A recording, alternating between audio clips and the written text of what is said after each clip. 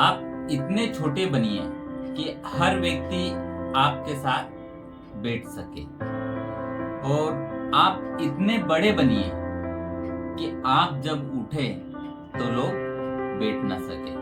नमस्कार दोस्तों, मैं रमेश वास्के। आज हम अपनी वैल्यू को कैसे बढ़ाएं उसके ऊपर हम बात करेंगे। एक लड़का था, उसका सपना था कि मैं बहुत अमीर बनूं, और उसके लिए उसने बहुत मेहनत करी। छोटे मोटे काम करने लगा, कई सालों तक किसी के यहाँ काम करता रहा, और काम करते करते उसने व्यापार कैसे करते हैं उसके सारे हुनर सीखे। और सारे हुनर सीखने के बाद उसने अपना खुद का व्यापार शुरू किया। खुद का व्यापार करते करते उसने अपनी 4 कंपनियां कर ली। 4 कंपनियां होने के बाद उसकी लाइफ में बहुत खुशी चल रही थी, बहुत अच्छा चल रहा था, सब बढ़िया चल रहा था।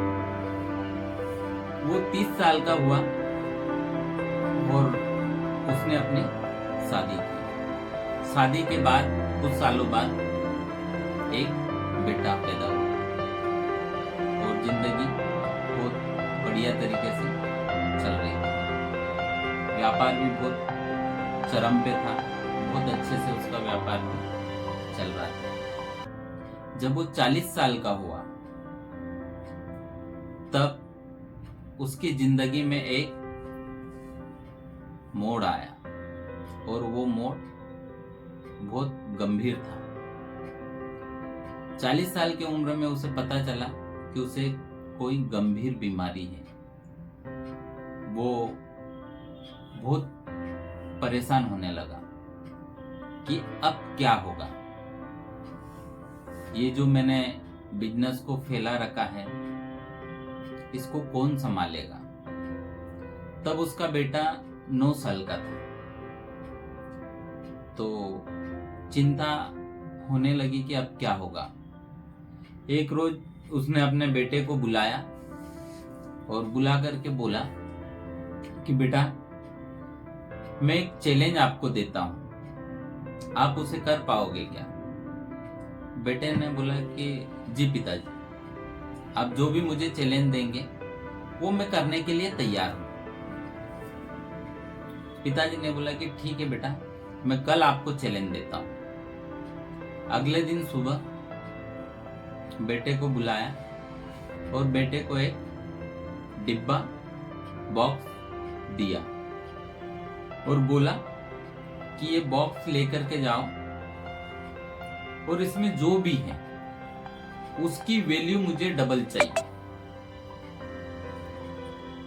तो उसने बोला कि ठीक है पिताजी। जब वो बाहर निकला तो उसने देखा कि उसके अंदर गेहूं थे। वो सोचने लगा, 9 साल का बच्चा, कि अब मैं ऐसा क्या करूं कि इसकी कीमत डबल हो जाए। वो सोचते सोचते उसके दिमाग में ख्याल आया कि मैं इसका आटा पिसवा लेता हूं। और वो एक चक्की वाले के यहां जाता है। चक्की वाले से बोलता है कि भैया, मुझे ये गेहूं है, इससे आटा पीस करके दे दो, लेकिन देने के लिए मेरे पास पैसे नहीं है, तो इसमें से जितना आपको लगे उतना आटा ले सकते हो। तो चक्की वाले को दया आई, उसने फ्री में उसका आटा पीस दिया। वो आटा लेकर के घर आता है, अपने पिताजी को देता है, और पिताजी से बोलता है कि पिताजी, ये लो, आपने मुझे गेहूं दिया था, मैं इसका आटा बनवा के ले आया, और इसकी वैल्यू वास्तव में अब डबल हो चुकी है। उसने अपने पिताजी को आटा दिया और वो चले गए। अगले दिन पिताजी ने फिर उसे बुलाया और बोला कि बेटा, ये आटा लो और इसकी वैल्यू मेरे को डबल करके दो। वो सोचने लगा कि अब मैं ऐसा क्या करूं कि इसकी वैल्यू डबल हो जाए। आटा लेकर के निकला वो, और आटा लेकर के वो एक बेकरी वाले के यहाँ गया और बेकरी वाले से बोला कि भैया मुझे इस आटे के ब्रेड बना दो, और उसमें से कुछ ब्रेड आप रख लेना।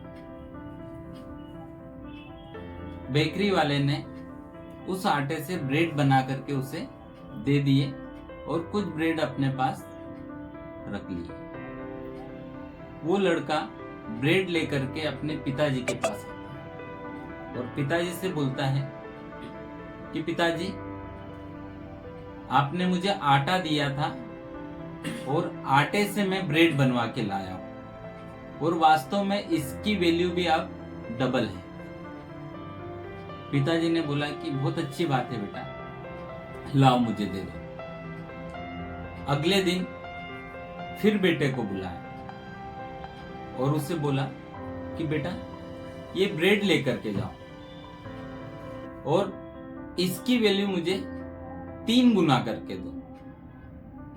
बेटे ने ब्रेड लिए और बाहर निकला। सोचने लगा कि अब ऐसा क्या करूं कि मैं इसके 3 गुना कर सकूं। सोचते सोचते वो एक नामचीन होटल पे गया और होटल वाले से बोला कि भैया मुझे ये ब्रेड के सैंडविच बना करके दे दो, लेकिन मेरे पास आपको देने के लिए पैसा नहीं है, तो आप कुछ ब्रेड आप रख लेना और मुझे आप सैंडविच बना करके दे देना। तो होटल वाले ने एक्सेप्ट किया। उसने उसे ब्रेड के सैंडविच बना करके दे दिए और वो सैंडविच लेकर के अपने पिता के पास आता है और पिता से बोलता है कि पिताजी, आपने जो मुझे ब्रेड दिए थे उनका मैं सैंडविच बना करके ले आया हूँ, और ये बहुत महंगे होटल से है, तो ये एक सैंडविच का कीमत 300 रुपये होता है, तो हमारे पास 8 सैंडविच है। पिता ने उसे बोला कि अब जो मैं चाहता हूं वो तुम कर सकते हो।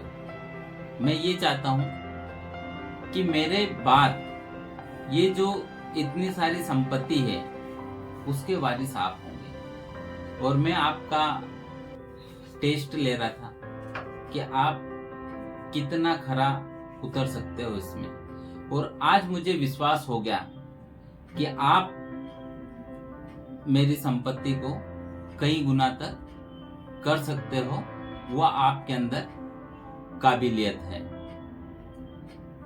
अब कल से स्कूल के आने के बाद तुम मेरे साथ ऑफिस चलोगे। दोस्तों, ये कहानी हमें ये बताती है कि जब तक आपको आपकी वैल्यू नहीं बढ़ाएंगे तब तक हम गेहूं की तरह ही बने रहेंगे। नमस्कार दोस्तों, धन्यवाद।